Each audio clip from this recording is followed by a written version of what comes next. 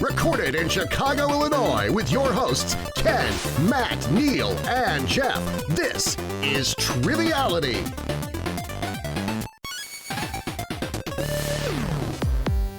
Hello and welcome to Triviality, the game where lack of seriousness meets a little bit of knowledge. Hey, everybody got teamwork. it except for Matt.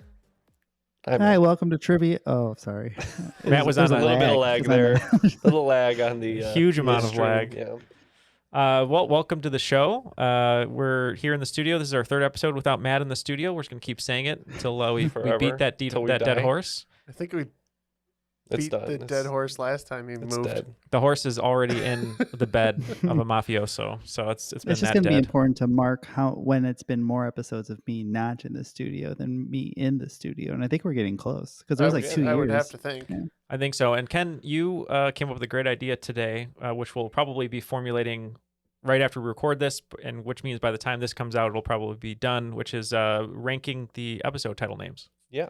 So I'd like to maybe do like 10 at a time. Mm-hmm. We pick the top of each like set of 10 in order. We're doing like a bracket system. And then we'll do a bracket That sounds good. for the people to vote on. Yeah, so we'll do a Google form or something. You can fill it out. We'll do a certain number of time, like a month or something, and then we'll have a bracket for the holidays. Yeah. Just which names tickle you.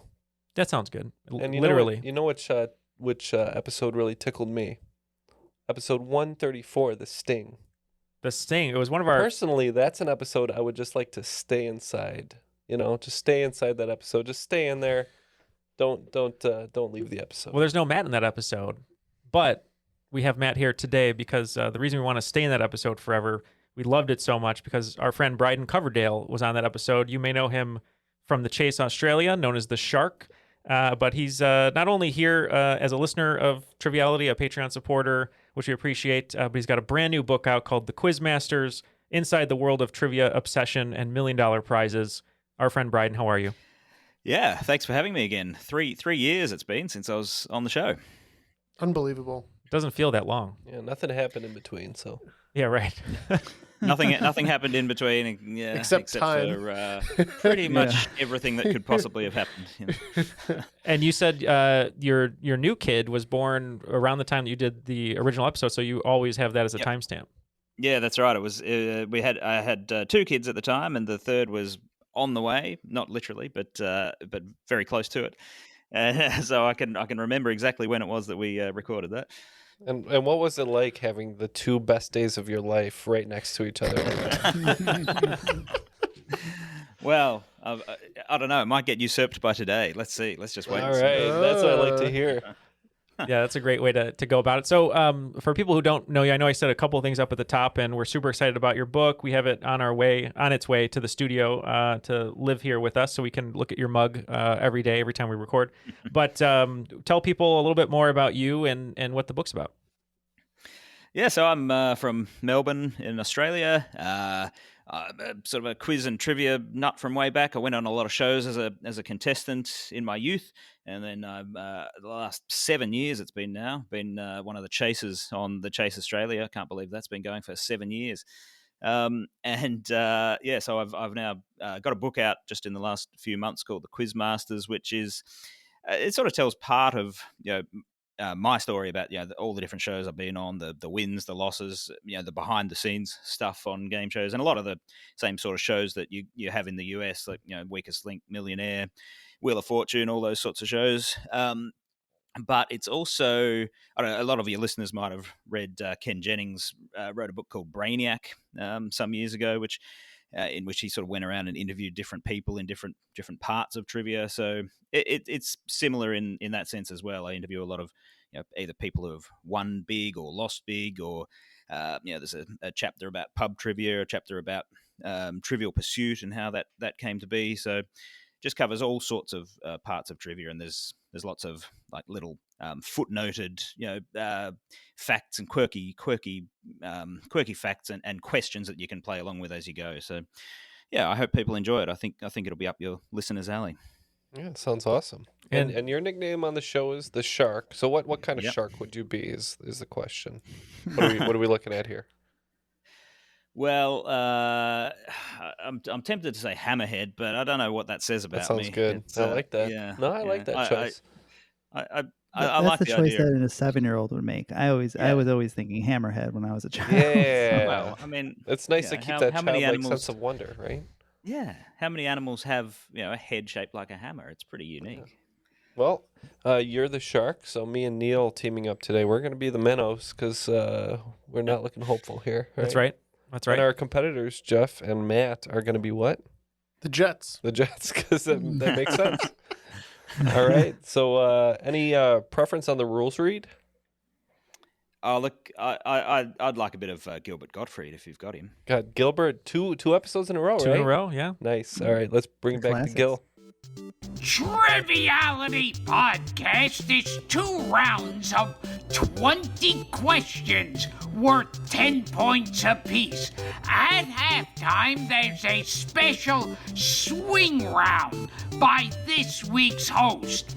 In the final round, players wager points they've earned for a chance to become the cream of the crop. The cream of the crop. All right, there it was. I think we're ready to play. I think so. I think we're excited, Brydon. You got the ingredients. The cake batter has been put together. It's time to bake. No, this was worse than Here's last another week. catchphrase. For reference, I tried a random catchphrase out last week, and it was a huge success. So I tried a new one today. Rousing This is- success. Neil, this is not the promised land. All right. All right, shake and bake, baby. Let's go. All right, let's bake this thing. All right. Round 1, question 1. There she goes again. Despite her long and illustrious career, which 2018 film marked the first time Meryl Streep had ever appeared in a film sequel? So as much as I want this to be Sophie's choice, 2. The choicening. is it? Was she in both Mamma Mia's? I believe the plural Oh, to Mamma Mia is Mamma Mia. Mama's Right. Mia, Mama's Mia. Mama's. like attorneys general. Right. Was there a Devil Wears Prada sequel? I do that not know believe about? there was a Devil Wears Prada. Devil sequel. Wears Prado, where she takes down the counterfeit Prada. Mamma Mia sounds good to me. Okay. Because I don't have anything better, so we'll lock in with I that. don't either. We need the subtitle, please, of Mamma Mia 2. Really. No, I don't know. It's up to Brydon. No, I'm going to pay that. The correct answer is Mamma Mia. Here we go. Here we go goes again. again, yeah. That's what I would have guessed. Yeah. The category name was There She Goes Again, so there was a little. Was that a Tal Bachman little hint in reference? I hope so. No, It no, wasn't- There She wasn't meant to Goes be, no. was Cranberries? No. Sixpence? Sixpence None the Richer. I think you're right. Oh, there she goes. Oh, yeah. Yeah, well, Meryl Streep, I guess she just has so many offers for acting roles that she doesn't really need to do sequels, but for some reason she agreed to do a small cameo, at least in the second Mamma Mia. So. All right, question 2, category is checkmate. In 2008, chess legend Bobby Fischer died in which country that had granted him citizenship in 2005? It was the same country in which he had beaten Boris Spassky in a famous 1972 match that had been billed as a Cold War confrontation. Don't know about the war, but it would have been cold. All right. I think we can lock in if you don't have any other idea. If it's the one from the movie, The one that he hit out in. yeah. All right. We're locked in. Okay. And I think Jeff caught my eye too.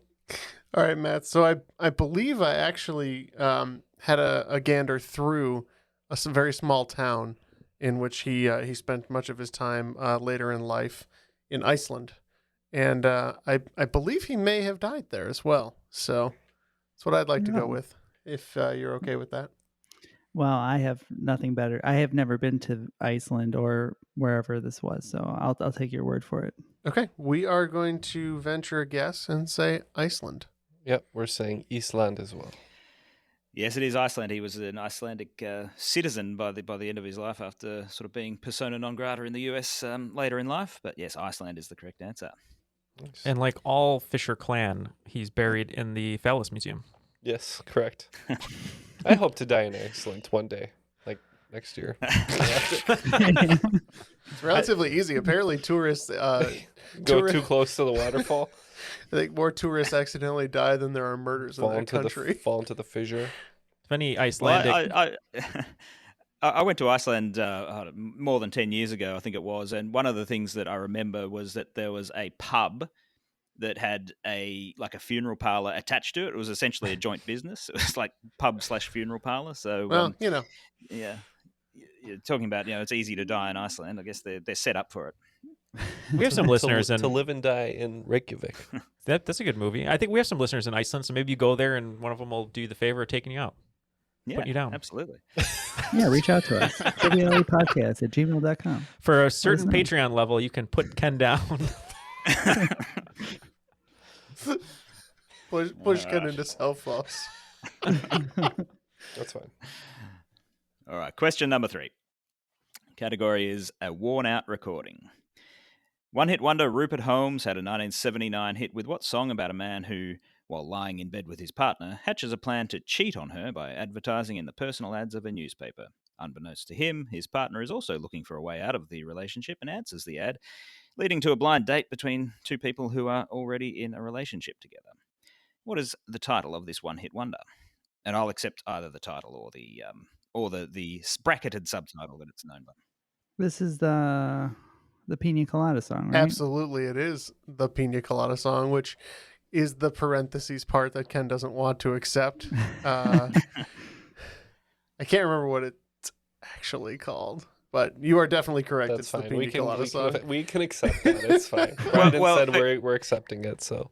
I did say that, but I am happy to change the rules on the run and give a bonus for giving the full answer as well. No, it's okay. It was predetermined. All right, so you're going Pina Colada song. Yes. All right. I think it's called Escape, and I'm offended by the fact that being not into yoga was on his list. Like, geez, man, relax. Yeah, it's the Escape brackets the Pina Colada song, and one of the things I love about this song is I'd always heard it and thought that the singer has this romantic kind of thing. He must kind of look like Fabio or something. But if you actually find there's a YouTube video of him singing it live on TV, and he's this guy with glasses and a beard and a sweater and a polo shirt underneath. He looks exactly like your sort of 8th grade science teacher or something. He does not look a day of yoga in his life. No, that's right. Does not look like the man who sings the song, and also just the fact that the song is about this couple who are essentially trying to cheat on each other. It's just such a bizarre plot. Anyway, this guy looks like he would sell you some drugs. Yeah. He looks like he'd either sell you some drugs or he's a book salesman for coding. I thought for some reason this was what's his name, Jimmy Buffett. I Jimmy never knew it was Buffett. someone else. No, it's definitely someone else. It's definitely Rupert Holmes, different song. and actually quite an interesting guy. And one of the reasons I wanted the Gilbert Gottfried read was on Gilbert's podcast. He interviewed Rupert Holmes at one point, and it's a really, really interesting episode. All the things that Rupert Holmes has done in his life. So actually worth a listen. Oh, sweet. Door-to-door vacuum cleaner salesman. All right, number 4. The category is my humps. As you may know, camels can have either one hump or two. A one-humped camel is a dromedary, which is easy to remember because if you were to turn the camel 90 degrees, its back would look like the letter D. Conversely, a two-humped camel is what species that is named for an ancient region of Central Asia? Locked in. Nice. I think these are Bactrian camels, Matt. Does Yeah. that track? Yeah, makes sense. I'm not too up to date on camels that are not Joe Camel, so I'll take your word for Are it. you up to date on Joe Camel? Well, he's retired, so. Oh, okay. but I What's he keep up tabs to on him. today? Still trying to Tired, I sell told you. kids cigarettes. He's on the ventilator. Trying to get Probably. you to vape now, So probably. you guys are going on Bactrian? Yes. Okay. You said Bactrian as well. Yep, the correct answer is Bactrian, and I just love that you can, if you can't remember which one is which, the Bactrian looks like a B on its side with the two Yeah, humps. there The you go. dromedary looks like a D, so it's Oh. an easy way to remember it. That's how will I not will forget remember that. it. Yeah, one of those things somebody told me, and I was like, oh, great, I'm never going to forget that again. All right, Question 5. A hat trick of successes. Born in Hawaii in 1920, Harold Sakata was a successful weightlifter who won a silver medal for the USA at the 1948 Olympics, before also becoming a popular professional wrestler in the 1950s. However, he is best remembered today for his razor-sharp performance in an iconic 1964 film. Name either the film or the character that he played. No, we can lock in. Okay. So Matt and I were talking a bit about it. We obviously aren't catching the clue here, but we think something razor sharp might have been in Seven Samurai. So Okay. although I think Not a bad guess. that's close. What if I said that if you picked this character in a certain video game, I would claim you were cheating? Neal? Yeah, we tip our cap to your trying to It's get the Odd answer. Job. Odd Job from Goldfinger. Oh, no way. Yes, and the category name was a hat trick of successes. Yeah, it's Odd Job from Goldfinger. He was a weightlifting Olympic medalist in real life. Amazing. I did not know that. That's really cool. Well, the scores are looking pretty good so far. So far, these have been right over the plate for us. We have 50 points at the Minnows and 40 points, right? Yep. Mm-hmm. 40 points for the Jets. So play it cool, and we'll see Real how. cool. All right. Let's move on to question 6. The category is non-American sporting champions. Basketball star Steve Nash was born to a Welsh mother and an English father, was raised in Canada, holds joint Canadian-British citizenship, and played his entire career in the USA. But he was born in which other country, whose other sporting stars include golfer Ernie Els, cricketer Makaya Ntini, and tennis player Amanda Kurtzer? Neal, I'll leave it to you. I think I know where Ernie Els is from. We can lock in. Is this South Africa, Matt? I believe Ernie Els is South African. Yeah. Okay. Cool. I don't know about the other ones, but I'm pretty sure. And I had no idea that Steve Nash was born in South Africa. That's crazy. Okay, we got one South Africa. Yeah, and I remember speaking of the shark when I was a kid. I used to have a lot of Greg Norman stuff and other golfers. I was like, oh, this one's from South Africa, and it was Ernie Els. That's what we said, South Africa.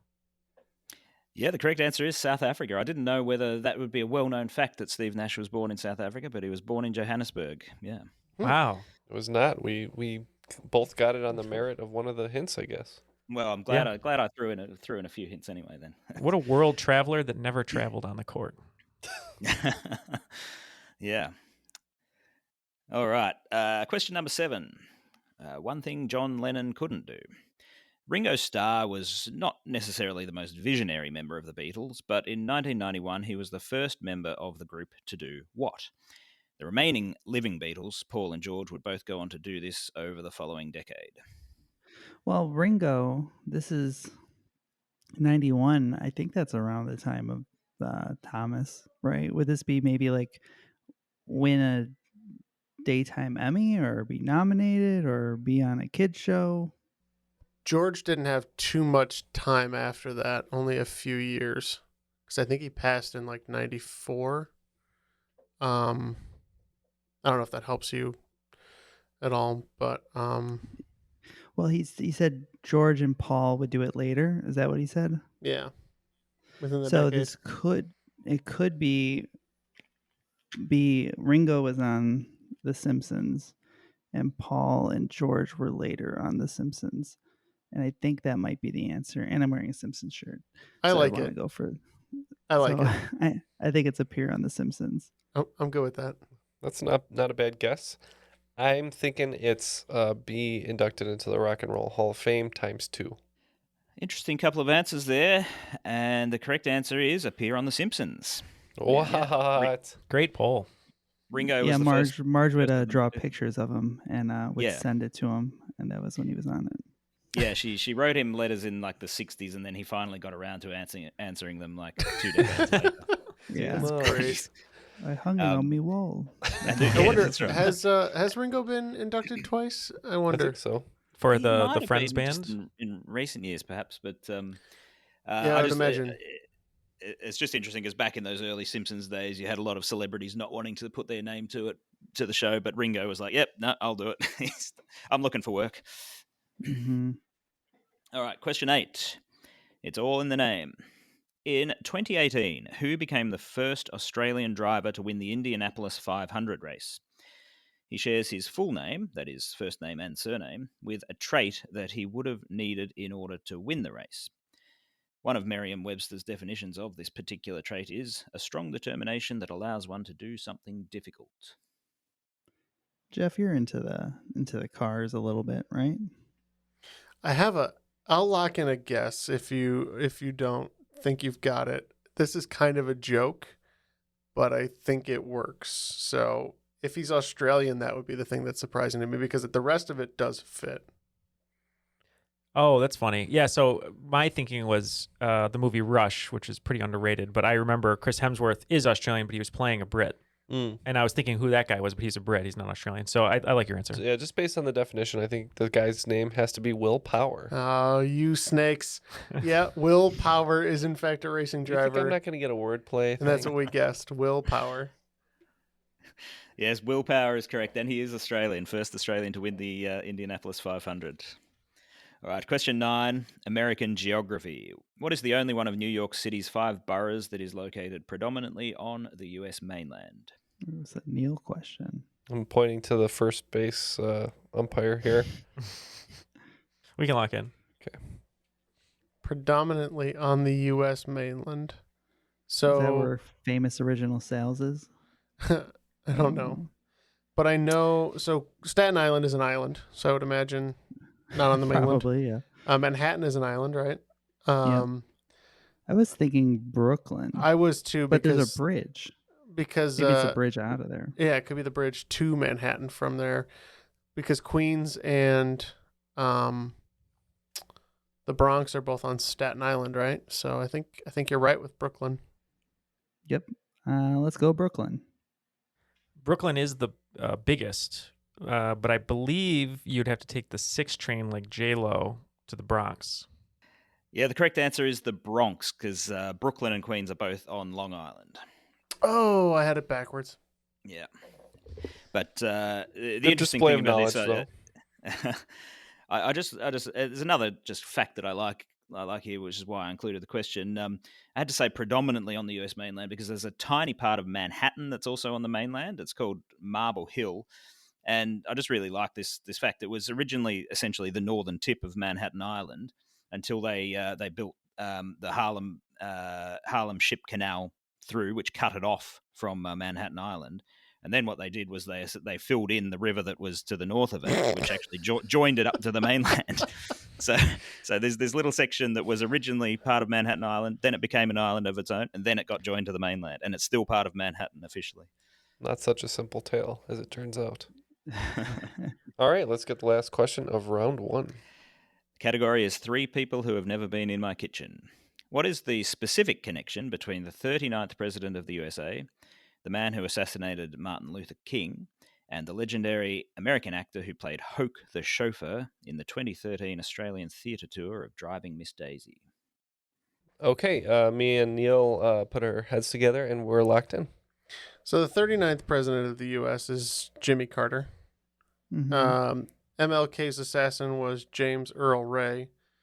And I'm sensing a pattern here because I think Jimmy Carter's middle name is Earl, which makes me think that maybe James Earl Jones was the actor.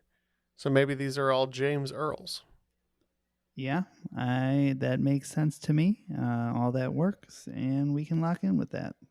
Yeah, we had the similar discussion. I only went from the actor angle, gave Ken James Earl Jones, and he reasoned that the others had James Earl in their names. Yeah, you took a bit of thinking time, but you all got there in the end. Yeah, James Earl Carter is Jimmy Carter's real name. James Earl Ray was the assassin, and James Earl Jones, I was lucky enough to go and see him and Angela Lansbury in the Driving Miss Daisy theatre production here in Melbourne, which was nearly 10 years ago. But yeah, that was pretty cool. Yeah, that's a great cast. Wow. And then Yep. she solved a murder of the chauffeur. That's right. Yeah. All in one. All right. Well, that concludes the first round. Very strong showing by both teams. The minnows up 90-80. Yeah, and Brydon is a Patreon supporter, like we mentioned. So if you'd like to join him and help supporting the show, we'd very much appreciate it. one of our Patreon supporters who is also Australian, but from Sydney, not Melbourne, Jasper Bruce. He's been on the show before. Let's go Swans. Yeah, he reached out to us. Actually, our book is on the way from Brydon, but he sent us a wonderful picture of a little passage Brydon wrote about us, which really touched our hearts. So we appreciate that, Brydon, that you put us in your book. No, absolutely, yeah. Jasper, actually, he's been on the Chase, I believe, as well, as a contestant. Yes, there's a little section in the book where I talk about just all the different ways that people engage in trivia and online quiz leagues and all sorts of things. And I talk about podcasts and you guys and Trivia Warfare being the two that I sort of have really stuck with over a long period of time. And I just I wanted to sort of express that having the chance to go on the show and host, and you guys are there in Chicago, I'm here in Melbourne. It just shows how things like trivia, a hobby like that, can just bring similar-minded people together from all around the world, and it feels like we're all friends in the Triviality community, even though most of us have never met. So, thank you guys for sort of creating that. Yeah, of course, and thank you for mentioning that, and that's all thanks to our patrons, including you. So if you'd like to join Brydon, you can go to patreon.com/trivialitypodcast and keep the connections growing. Just want to say if you that want to write about us in your book, you can do that too. Anyone else is writing a book? I just want to say we recently fulfilled a wager where Matt and I joust with baguettes, and it is needlessly overproduced, and I'm very proud of it. The direction that went into it and the time spent for what ended up being about a minute and a half is much more than you could imagine. But we had a lot of fun with it. There's some wonderful split diopter shots. Yeah. Neal did a great job with the edit, and couldn't be more proud of something so incredibly stupid, which I think if we had a second tagline would be that. Yeah, so. And you can check that out on the Patreon exclusive. Or at the Cannes Film Festival. I believe we're submitting it, right? Might see it at Con. Okay, well, that leads us into the swing round. What do we have today? All right, for the swing round, I'm going to give you 10 clues, and following on from a question that involved Jimmy Carter, this is 10 clues where the answers are all also the surnames of US presidents. So you've got to fit a president's surname to each clue. I think most of these will be pretty gettable, but let's see how we go. Number 1, the name of the band that had a 1995 hit with the song Glycerine. Number 2, the name of the New York City neighborhood that is also called Hell's Kitchen. Number 3, the name of a relay event in track cycling that is contested in the Olympics. Number 4, the brand of tennis balls used at the US Open. Number 5, the first word in the name of the main stadium at the US Tennis Open. Number 6, any individual card from a suit that holds special high ranking in games such as euchre and bridge. Number 7, the car that fictional character Mickey Haller notably uses in a series of novels. Number 8, the city in which you could find the Rock and Roll Hall of Fame. Number 9, the most famous creation of Jim Davis. And number 10, a somewhat old-fashioned slang euphemism for the male genitalia. All right, that's all we wanted to hear, and we will be right back with our answers. Ooh, I don't know. The question is, which president was that? All answers are now locked in, so let's hear the clues one more time and see how we did. I think we did pretty well. Pretty well. Pretty good. Mm-hmm. Yeah, pretty good. Pretty good. Pretty good. Pretty good. All right. The first one was the name of the band that had a 1995 hit with the song Glycerine. Bush. Yep, big fan of Gavin Rossdale. I said Bush. Yes, that's Bush is correct. Number 2, the name of the New York City neighborhood that is also called Hell's Kitchen. We went with Clinton. We discussed Clinton, but then we knew that Washington Heights was a place, so we said Washington. And Clinton is the correct answer there. Yeah, they've been trying not to call it Hell's Kitchen forever, but it just stuck. Yeah, that's right. Number 3, the name of a relay event in track cycling that is contested in the Olympics. By far the hardest one, and not sure if we got it. We just went with Ford. We too said Ford.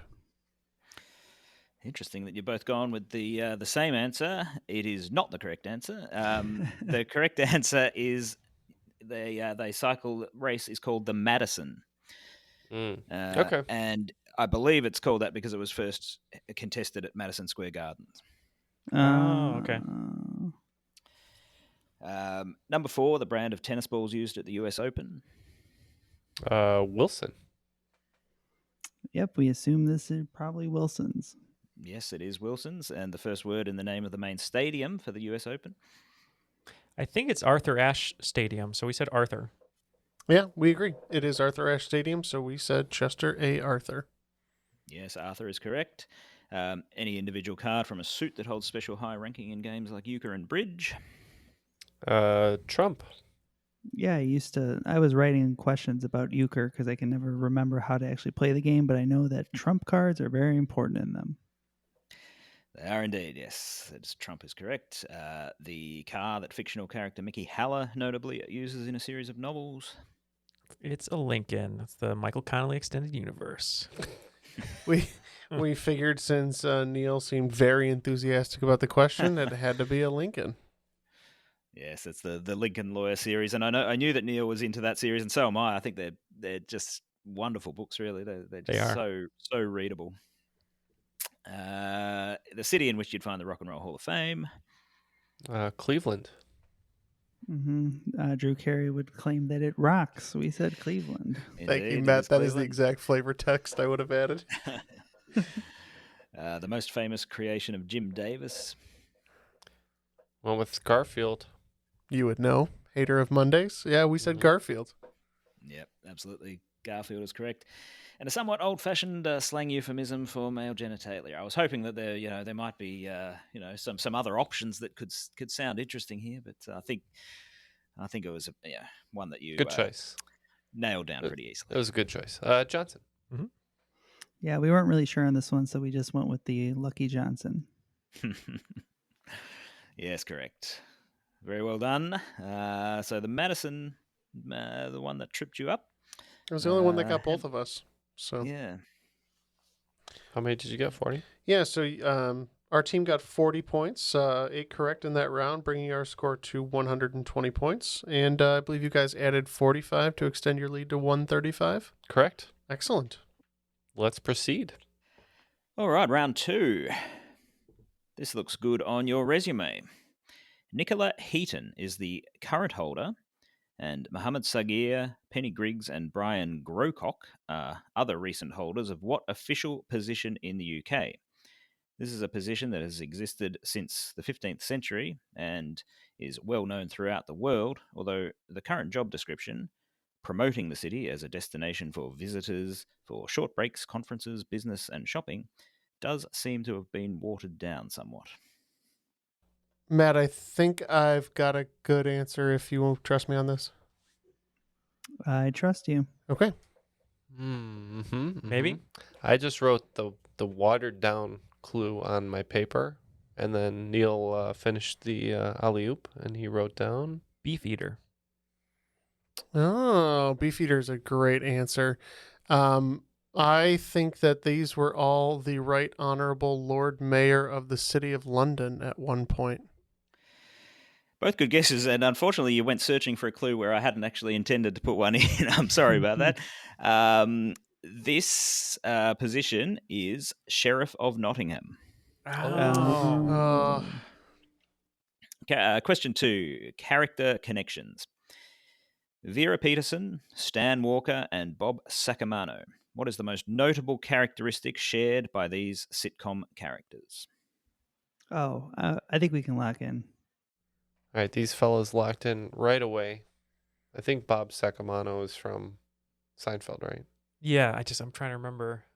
What situation? Yeah. Was he the dentist? No, that's Bryan Cranston. Bryan Cranston, but his name was oh god, It doesn't matter. It doesn't matter. Bob Sacamano. Can you remember that? I just read about Bob Sacamano. They don't.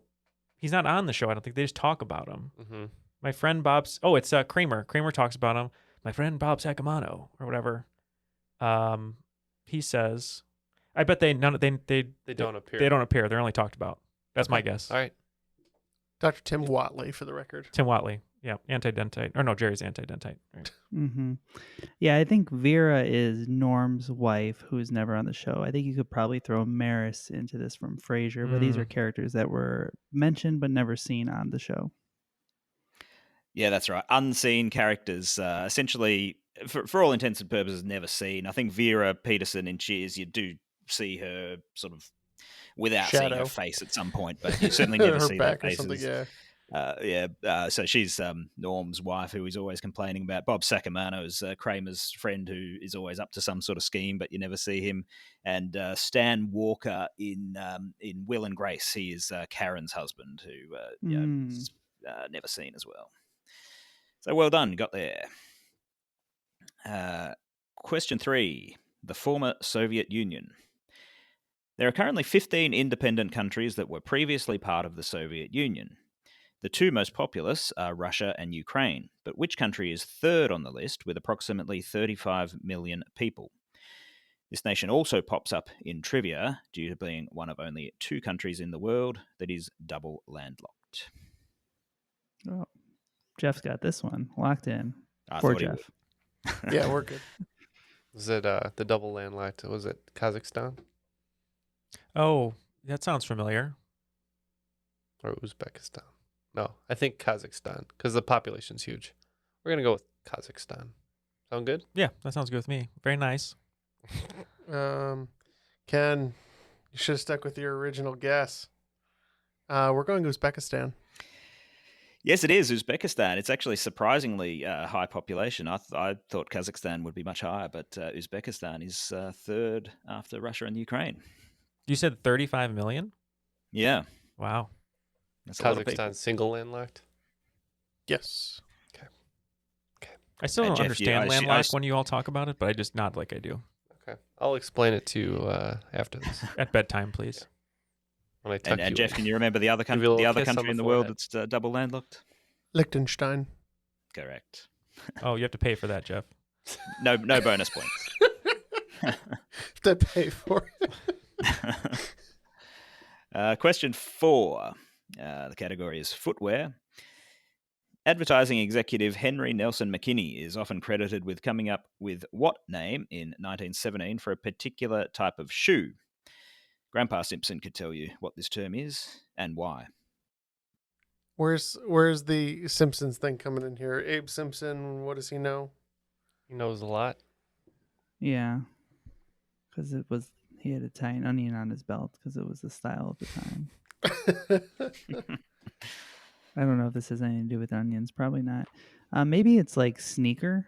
Maybe it's like gym shoe.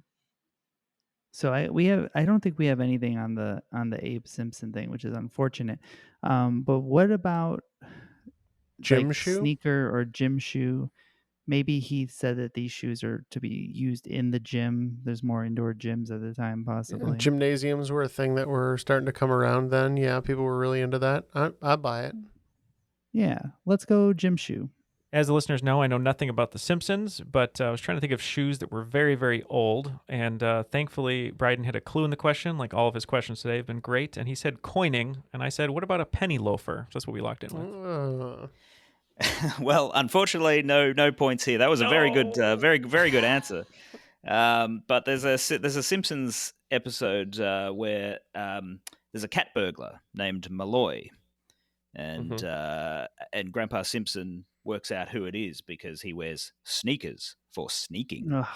Oh, sorry, Matt. It was sneakers. I felt good about that too. I felt good about it too. Number 5. Memorable dates. The earliest known Christian-era coin to feature the date printed on it is a Danish coin dated what year? I think Coolio wrote a song about this, although he really should have subtitled it Something Old.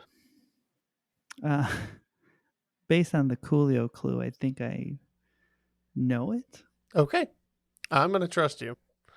I just keep thinking of the number 1994, but that's just like one of his lyrics, so it's not going to help us out. Is there a Coolio song that's coming to mind? No. Something new? It's probably, I mean, I remember buying a Coolio album that had no parental advisory on it, and I returned it because I wanted the swearing when I was in like 5th grade. And Yeah. So you got nothing, Neal? I have nothing. All right. We got to tap out. Or we'll say 1994. Yeah, like sure. you wanted. Okay, well, the Coolio clue was he had a song called 1, 2, 3, 4, in which he wanted you to get someone on the floor afterwards. So 1234, I'm guessing, is the year. Sounds good to me.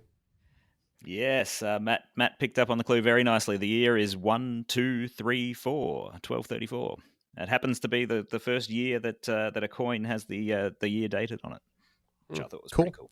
That's what I was singing in my head, but I didn't even put that together that it would be 1234. That might That's be a That's year. why I asked you to slow down and think about yeah, it. because Confused. that was the Dare video I posted. We posted at the end of the one episode where I'm singing. I'm going 1, 2, 3, 4. Put your guns on the floor. It was a dare. I Or asked put you your what the drugs. song was called, I know. and you refused to tell me. So it was, I couldn't think of the name of the song. 1, 2, 3, 4. 1, 2, 3, 4 brackets something new is the Yeah. actual name of the song. Yeah. Got to get your drugs up off the floor. You got to get up and get down.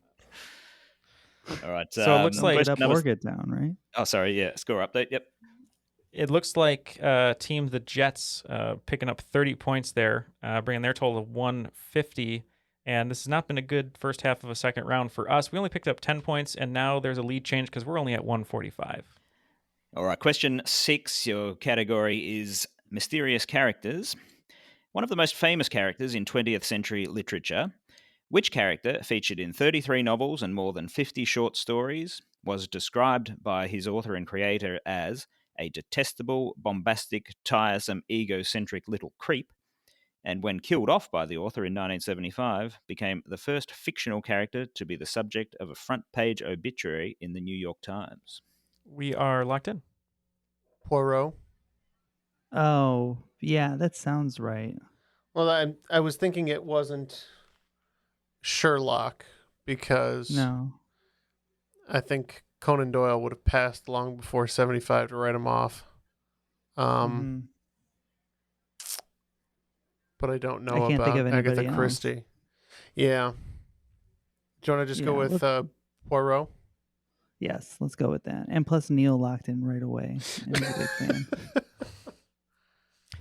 Yeah, the final book, Curtain, Agatha Christie wrote when she was younger and put it in a drawer and kept it there so that way her sanity, her whatever you want to call it, her writing skills wouldn't deteriorate by the time she wrote the final novel. And yeah, we said Poirot. Yes, the answer is Hercule Poirot.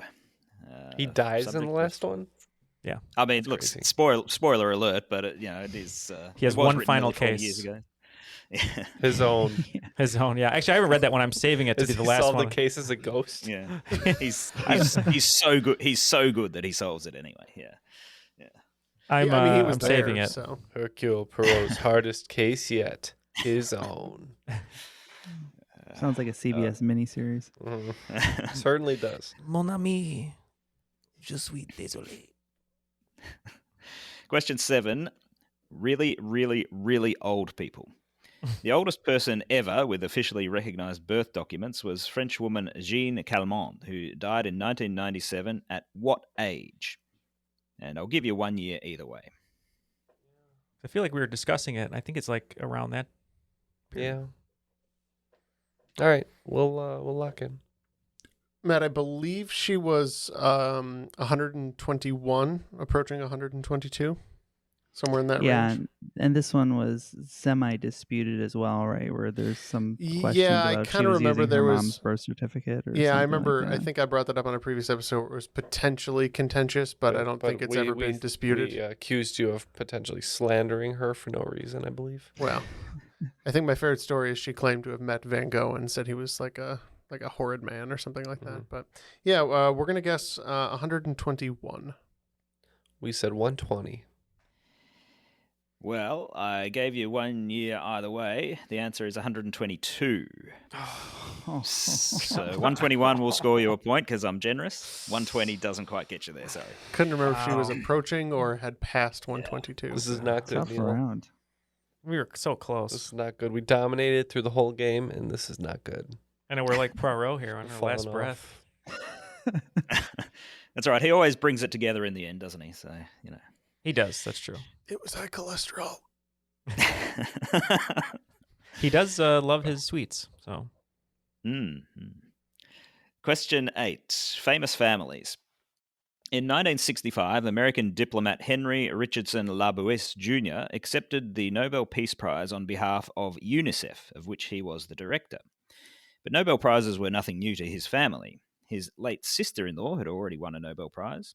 His late brother-in-law had already won a Nobel Prize. His late father-in-law and his late mother-in-law had both won Nobel Prizes.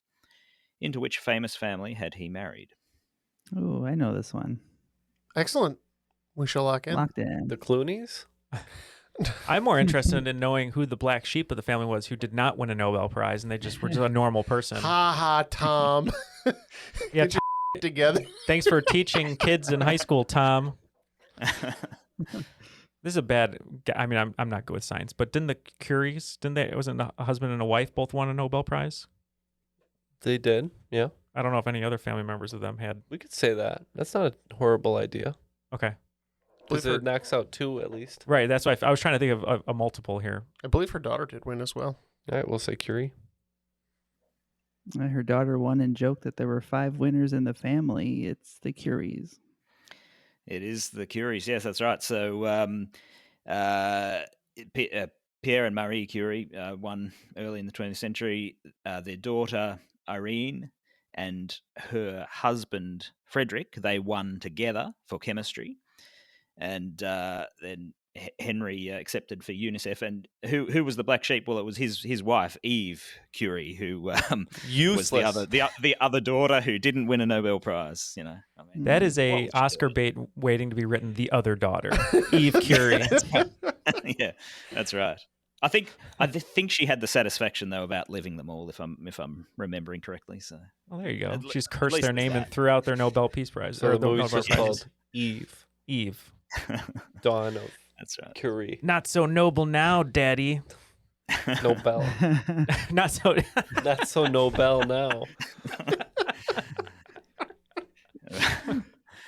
In fact, I think she lived. I'm just going to look this up because I think She's 123. She's the new oldest woman, I believe. Not It's far almost off. always She an old did. Japanese woman now. She did live to be 102 years old. Wow. And so the other, her parents, died from radiation poisoning and all that sort of Benefits of not stuff. being So irradiated. she really did have the last laugh, didn't she? She didn't die until 2007. All right, question 9.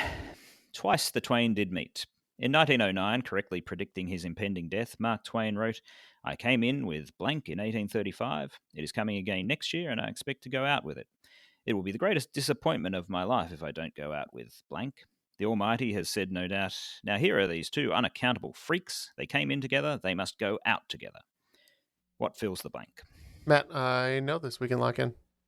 All right. In fact, I had it as a crossword clue earlier today. I think it's the comet named after the lead singer of Paramore. Shut up, Neal. I think it's Halley's, or not Haley, but I think it's Halley's comet. I think it's a comet. I think he talked about. Okay. Is that the one that comes around every 30 years or whatever? Something like that. Something like that. I think that's what I think it is. more than that. But I'm feeling juiced up right now. I'm feeling good. I'm not feeling good during trivia, but I feel pretty strong right did you now. just see Haley's comment? I saw Haley Williams do a cover of Dua Lipa, which made my mind explode. All right. I Okay. was Wow. not around the last time it came around. So, but yeah, we too said Halley's Comet. Yeah, that is the correct answer. I was about 4 or 5 years old, I think, when it came around last time. So I do remember sort of standing outside the house and looking up and probably seeing it, I guess, with the family. But yeah, I think it's every 76 years or something like that. Something like comes that. around. Yeah. Wow. Yeah. But I just love that quote from Mark Twain. It's 2 unaccountable freaks must go out. Whatever happened to him? Sounds like a good writer or something. Whatever happened to him?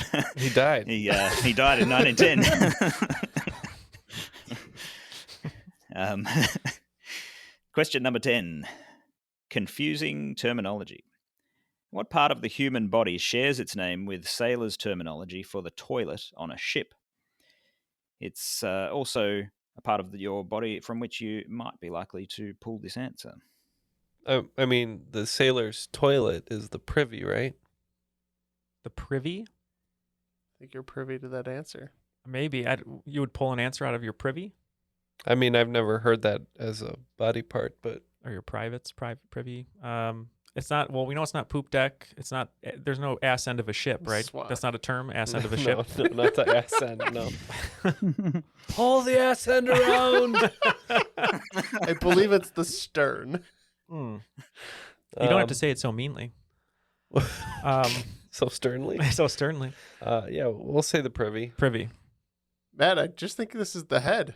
Oh, Hitting the head. Oh. Right? I believe they used to attempt to urinate off the front of the ship and hit the statues that might have been carved into the front and the bow. That's where that phrase comes from? I'm going to go hit the head? Yep. Oh, wow. Aiming to pee on the carvings, I believe. Our we're not Classy. baking it up right now. You know what I'm saying, Neil? We're not baking right now. We're not baking. You're right. We put the wrong amount of flour, that's for sure. The privy is a toilet, though, right? Yeah. Yeah. That's what happens when you try and cook with your ass end. So All right. Is it the head? The correct answer is the head, and I said it's the only part of your body from which you might pull the answer, and Jeff correctly did that. He pulled the answer from his head. You guys tried to pull yours from somewhere else and got it wrong. Just goes to show. After regulation, it looks like team... The Jets. what's our team name? Minnows. The Minnows. The Minnows, poor showing here. We're only at 175. We only picked up an extra 30 points there. And Team the Jets is in the lead right now with 200 points. we needed a little extra energy to get going, but now that we're there, we're firing on all cylinders. We're not Let's just hope baking we right don't, now. Let's hope we Crash don't and burn. fumble it away in the final. Speaking of the final, what are the categories? All right, the categories are, and these questions all relate in some way to little facts that come up in my book that I discuss for one reason or another. And what's the First- title of your book again, Brydon? It is called The Quizmasters, available on Amazon and Book Depository, I believe, and I think there should be an ebook out probably around the time that this podcast comes out. First category is The Devil's in the Detail. Second, Yippee-Ki-Yay. Third, Non-American Football. Fourth, The Space Race. And fifth, Television Settings. Matt, we've been doing pretty well. I feel pretty good. Let's just go for it. What do you think? 100%. All right. 100%. I feel good about these categories on behalf of Neal. You know what I mean? Oh, yeah. A lot of these seem like they're in your category, so I think we too should go in on it. All right, let's go in. This is what I'm thinking. I think we just put all the eggs we have left into the bowl, mix it Basket. up in the basket, Oh, into the bowl. into the right. bowl With the flour, with the flour and the, the sugar. sugar, a little brown sugar, a little vanilla extract. Yep. Shake and bake, baby. Shake and bake. We're gonna make one great Victoria sponge. So get ready. All right, guys. Here is your first question in the final round. The Devil's in the Detail. Most Australians don't know it, but the shortest land border shared by any two Australian states is an 85-metre border on a rocky outcrop in the middle of Bass Strait. The result of a 19th century map-making error, this boundary is shared by my home state of Victoria and which island state? Yippee-Ki-Yay. The film Die Hard was based on a novel by author Roderick Thorpe. This novel was the sequel to an earlier book by Thorpe that had been adapted into a 1968 film called The Detective. As a hangover from that earlier film, the studio was contractually obligated to offer the role of John McClane to the actor who had starred in The Detective in 1968, which then 70-year-old superstar politely turned down the role. Third question is non-American football. Proposed by a historian in the 1970s to show which is the dominant football code in different parts of Australia, the Barassi line is an imaginary line that stretches roughly from halfway across Australia's north coast all the way down to the far southeastern corner of the country. In the geographical majority of the country, Aussie rules football is dominant, but in the heavily populated northeastern corner, which other football code is preferred? And I warn you that a one-word answer will not be enough. Question 4, the space race. The first person to perform a spacewalk was Soviet cosmonaut Alexei Leonov, who did so in 1965. The alternative history TV series For All Mankind reimagines history to have Leonov also become the first person on the moon, which alters the space race dramatically. In real life, the first American to perform a spacewalk was which astronaut who died in the Apollo 1 fire and who shares his first name with the main astronaut character in For All Mankind, played by Joel Kinnaman. And question 5, television settings.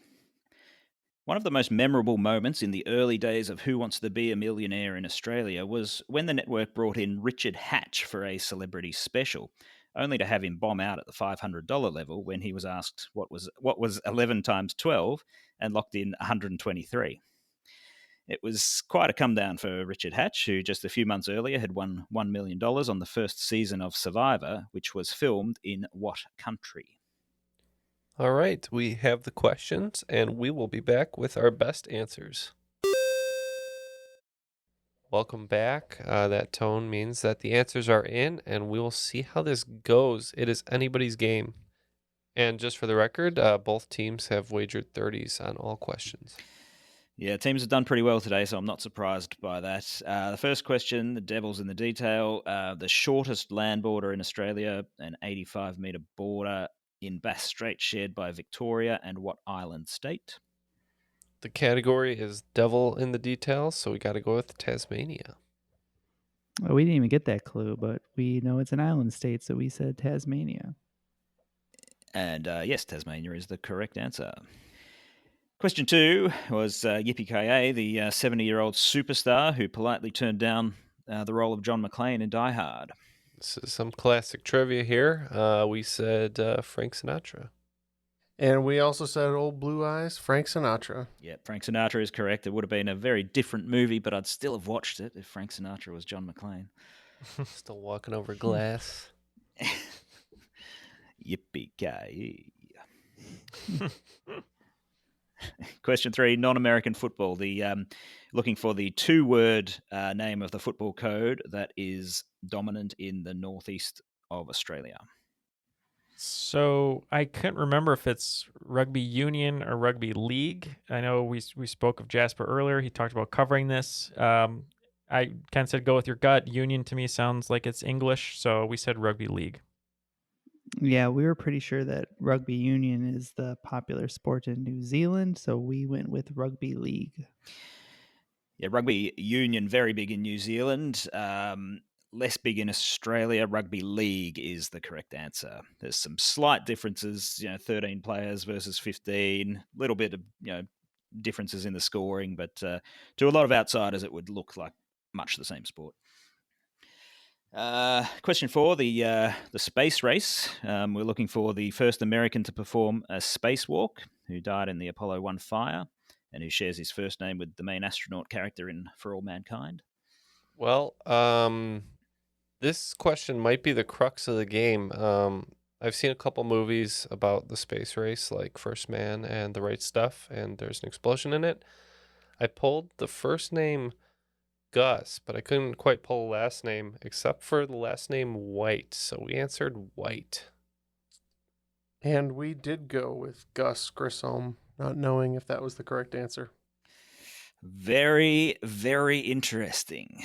The character, played by Joel Kinnaman in For All Mankind, his name is Ed Baldwin, and the answer is Ed White. Whoa! Oh, wow. Where did that Well come from? pulled. That was a good get. And the final question, asking for the country in which the first season of Survivor was filmed, where Richard Hatch won $1 million. We went with Borneo. We too went with Borneo. It was filmed in Borneo. I was going for the country because Borneo is not a country, but given that you both answered the same, it doesn't really make any difference. The country is Malaysia. That's right. But you both answered the same, so it doesn't make any difference. The final round is over, and it was tense. The Jets picking up 90 points, bringing their total to 290. And thanks to Ed White, and 150 points by the Minnows. The final score for the Minnows is 325, making them today's cream of the crop. I'm talking about all the way to the top. Yeah. The minnow luckily outswam the shark. Just Just barely. Very, very lucky, though. barely with a little bit of speed. But when you put that cake in the oven, you just let it rise. Sometimes the bakery works. Just let it crystallize, get a little bit of the nice color. This is the first time I think we've won Caramelization. ever That's not Ever. true. as our team. No, literally the last time we had a wager, Matt and I you were hitting lost each other with together. Oh, that's true. I guess that is true. Yeah. So the two of you have beaten us So we're a before. pretty good team. Yeah. A This is groin-grabbingly good team, I would say, Matt. Well, I think it all came down to Ed White, which was a pretty good pull from Kind of Ken. wasn't amazing, it? yeah. that was. I mean, Ken pulled it out there, so he knew it. So people always wonder what Ken's special category is. It's clearly, Anything obscure that I can astronauts. produce from my ass. Yeah. from your privy, Yeah, from the privy. producing from the privy since 2017. So Brydon, thank you so much for being here, and you know how much we love you here. And according to Ken Jennings, he called your book "Irresistible: A Breezily Written Guided Tour Through the World of Australian Quiz." So Ken Jennings thinks you're irresistible, just like we do. Thank you for hanging out with us. Sorry it took 3 years to get you back here. We'll have to get you back here much, much sooner. Maybe we'll have you play a game as well. But any Dun, dun, dun. yeah, or we'll just have you win a game. I should I'd- rephrase. I'd probably actually go badly depending on who was writing the game, because American sports, there's certain American pop culture I'd probably do pretty badly with. So I would keep my expectations low. All right. Well, we'd love to have you back regardless. But you wrote your book, The Quiz Masters, Inside the World of Trivia, Obsession, and $1 Million Prizes. And we're really looking forward to it coming. But you have 368 pages of your book, but in less than 368 pages, maybe just a few sentences. Any final words you'd like to give the listeners? Oh yeah, look, I just hope that anyone who's into their trivia and quizzing will get something out of the book, because although it has a bit of an Australian focus, I think a lot of the themes of it are pretty universal. Of that curiosity for knowledge that we all have in trivia, and finding quirky, interesting facts, and liking to be a bit competitive with it as well. I really do think that there's a lot in there for anybody who's into that. It's I believe it's available on Amazon and Book Depository for US readers, and should be available as an ebook in the US probably by about the time this podcast comes out. If not, then within a few weeks. So keep an eye out for it. Thank you guys for having me on. I have loved listening to the show virtually since it started. I've been a very long time listener. And just really appreciate what you guys have created here. So thanks for having me on again. Thanks you for coming joining us, back yeah. and hosting a great game. Yeah, and we're happy that you were finally able to meet Matt. He isn't a robot, so you've met him. That's right. Although he's not in the same room as you, so there's clearly something never going know. on. Could just be I AI. don't know what it is. Yeah. Well, that'll do it for today. Thanks again, Brydon, for the hosts, Matt, Jeff, Neal, and myself. That was Triviality.